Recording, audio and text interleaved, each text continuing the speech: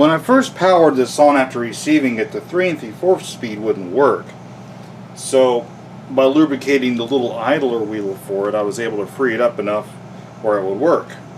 Now I can listen to what's on this tape that was on the recorder when I got it. Speaker, I mean to do my duty by the Polish and the old manor, you know. I'm so glad. We missed the influence of the castle, you know. There's nothing like the influence of the castle. It settles the villages. However, we shall try to liven things up a bit. Liven things? Cricket. Every village should have a cricket pitch. And a shooting gallery. Fine British sport. Oh, yes, of course. But won't it be a bit noisy? A bit, yes. We'll paint the building red. Good British colour. Oh, red paint, eh? That's right. Not enough colour about it. Not enough of old Merry England. Too grey. Next thing is a maypole. I'm all for getting the good old English spirit back again. Lads and lassies dancing on the village green. Yule logs and that sort of thing. What we want to do is buck up the country. Yes, I see. Buck up the country. Quite. Do you think we might do without the shooting gallery?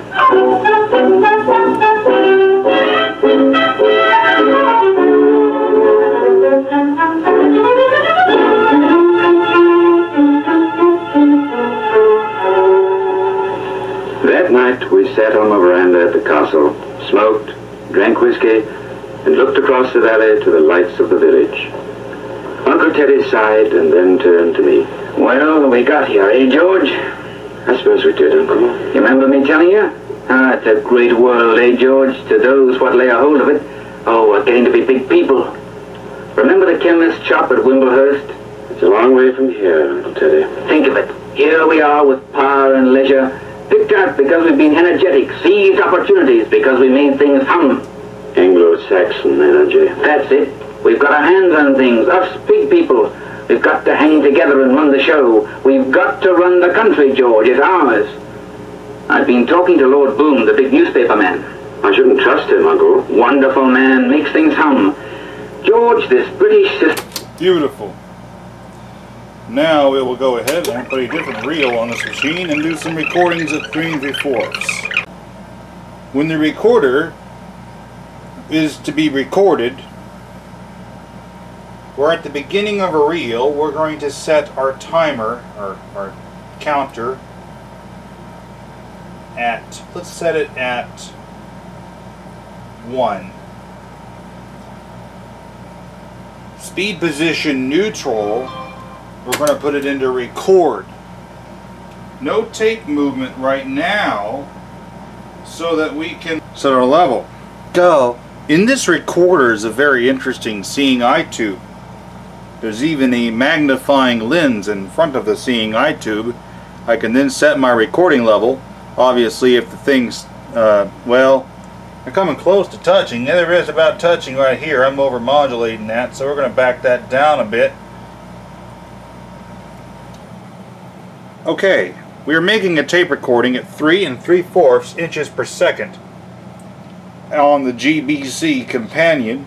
We're going to rewind. I made a recording. You can hear the inviting sounds of recording material on the tape. Gee whiz, I love that sound when it started. There's something about that sound, it's so pleasant.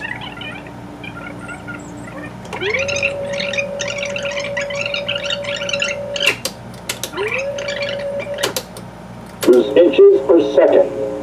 Remain. Okay, we are making a tape recording at 3 3/4 inches per second on the GBC companion reel-to-reel tape recorder. The sound quality is not the best in terms of treble frequency response, though the voice quality itself is pretty decent, though there is the great downside of the hum produced by the amplifier. The machine has been recapped, I believe, by Ed Ferraro himself, and so I don't think it's going to be a filter capacitor issue. It could be the amplifier picking up induced hum noise from the nearby AC motor. Maybe it's a grounding issue within the machine itself. So the hum, anyway, I'm not a big fan of the hum, but it is a very fun recorder nonetheless. Now we're going to switch the speed to 1 7/8 inches per second. The recorder is being ran at 1 7/8 inches per second. I stopped the camera. Of course, I probably have edited out a lot of the earlier recording while it was being recorded anyway, just to show playback in the video for Pete's sake, because you don't want to sit through all that boringness. But anyway, I'm speaking right up to the mic. The level is started around the 2.5 mark, or between 2 and 3. I'm going to set the level higher, and I might be able to modulating a bit, speaking up close. And I'm going to be speaking at arm's length distance now with the level all the way up. Now, this is not the most sensitive recorder. There's a lot of hum. It's probably made more for close range recordings. Then again, that hum, I don't, there must be some problem to have that hum, because it's just an awful lot of hum to have to be designed that way, you know what I mean? But anyway, this is a GBC recorder. It's a fun recorder. It looks really cool on a desktop. It has an extremely cool form factor. There's a speaker in the front, slopes like that, the wheels on top, the wheels upside down from what's typical. It has a lot of character to it, you know what I mean? It's really nice, and it's a good little dictation recorder. I imagine machines like this will probably use some send audio letters that could be mailed. Because obviously being a plug-in only, non-battery kind of machine, it's not like you could just go out on the go and record people on the street or something like you might be able to with a battery-operated recorder.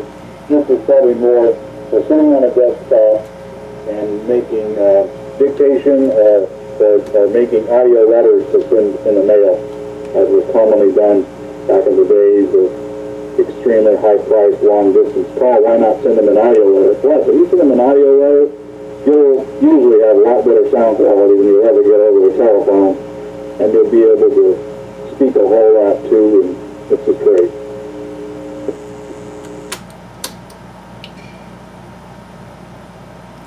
Obviously, the 1 7/8 sound quality is quite muffled. This recorder, unfortunately, does not change the equalization for 1 7/8. There's just one preset equalization that remains the same regardless of what speed the machine is set to. Next, of course, will be music recording. Ed Ferraro made a very nice patch cable here. Now it looks like you have what might be a quarter inch, or is it an eighth, or a 3.5 millimeter? What is it? It's some weird size in between. It looks like a 3.5 millimeter jack, but a bit big, or a quarter inch, but a bit small. It's a weird in-between size that I've only seen on this recorder and one other Italian recorder, the Geloso recorder. I imagine it's an Italian standard size that wasn't used much elsewhere. 1 7/8, we're going to do that, and first.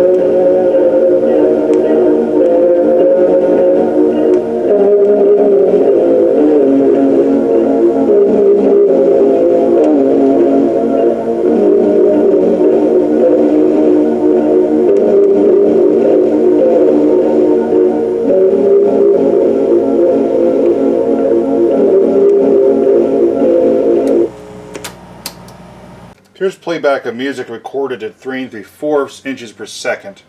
This song itself being Italian.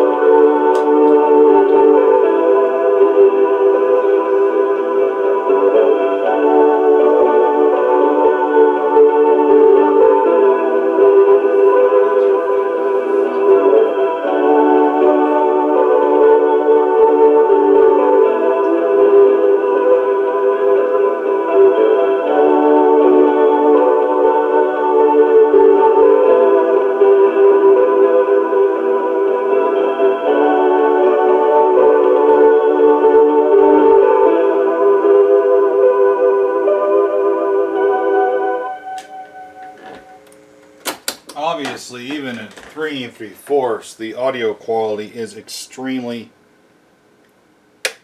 limited in high frequency response. Here you can see the case the recorder comes in, a little carrying case here, even though it is not battery operated, so something can just carry it around and make recordings, but boom, excuse me. There's another microphone, an Edison Boone branded microphone. Would have gone to some other recorder at some point. Ed Ferraro had spliced on a what looks to be a Geloso telephone pickup coils cord, and onto this. I mention that because I have a Geloso recorder that has a telephone pickup coil that uses this exact same brown colored fiber insulated cord, so I imagine that's where he probably got this cord. And then this would have went to probably a dictation recorder here. And it goes to that Italian jack.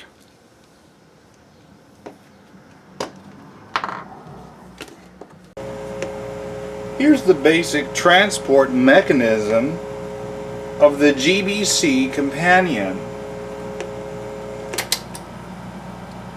So in stop position, Obviously your pinch roller is located away from the capstan, and these rollers here are pressed up against the reel tables to act as brakes. That's your default stopped position. Now let's say we want to go into play. Oh, there's no motion. What's going on here? Well, the speed changer, if you look down into the speed changer, you'll notice the motor shaft has two different diameter shafts. And there are actually two rubber idlers, one at the smaller diameter and one at the larger diameter. The speed changer will choose which idler is used. The top idler at the smaller diameter gives 1 7/8, and the bottom idler at the lower, larger diameter part of the spindle gives 3 3/4. When you're not using it for a period of time, you would want to leave it in the neutral position so neither of the rollers are pressing against the shaft and therefore does not cause a flat spot on the roller. So when we want to operate the recorder, we're obviously going to make it actually operate here, out of neutral position. So in playback, you'll see both reel tables turn, but both are equally friction clutched. So while the take-up reel takes up tape, your supply reel can easily be turned like this. Now, in playback, or record for that matter, both these little rollers are disengaged from the reel tables. Remember, these rollers are the brakes, but they're rollers because whenever you rewind or fast forward, if you rewind, this roller is pressed up against where the bottom of the reel table here has its motion transferred to the top plastic part. See, normally the friction clutch is all that moves this top plastic part. But when you're in rewind, this roller is pressed up against here, which transfers the motion from the bottom roller to the top roller. The same phenomenon happens for fast forward. In fast forward, you'll notice that roller transfers the motion while the other roller is disengaged to allow free movement. It's a pretty simple yet effective transport mechanism design. Another thing I want to show is the the little counter. It looks like a timer, but I wouldn't say it actually gives time. But the interesting thing is this little mechanism here, which pushes against the tape so that when there's less tape on the supply reel, it pushes down more. As you move this, you'll see. Oh, you can't see, can you? Oh no. Oh wow.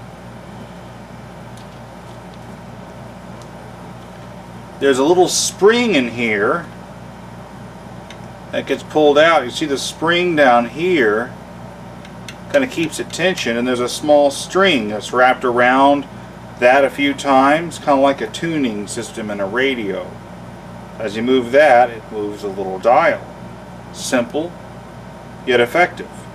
This has been a Cassette Master production.